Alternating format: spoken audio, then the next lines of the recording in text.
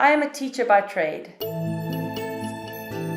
Back in the late 1980s, as a student at the University of Cape Town, I had been a young white woman who was part of a movement of change as the new South Africa started to emerge. Now, in the hallways of the Johannesburg School, I never slotted into that traditional chalk and talk model of education, and the structure of school classrooms didn't excite me. Southern Africa was changing, and as a young 20-something, I wanted to see it and be part of it. And so when a family of well-known South African conservationists advertised that they needed a traveling tutor for their children, I was in. Before homeschooling became acceptable, the Vati family, co-founders of Londolozi Private Game Reserve, broke the mold. They had created a new safari business model, one that focused as much on rural community development as it did on wildlife, and they had received backing to export the model across Africa. And so it was that I became Teach to the young Bronwyn and Boyd Vati.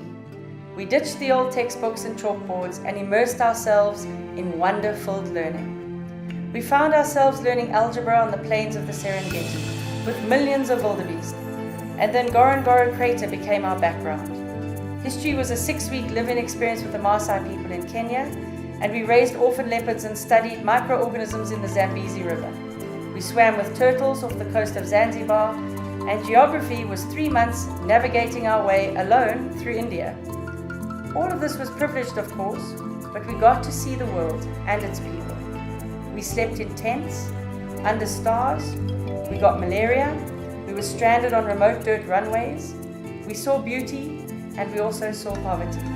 And yes, we learned algebra, but we also learned about shared humanity, about giving, about the innate goodness in all people.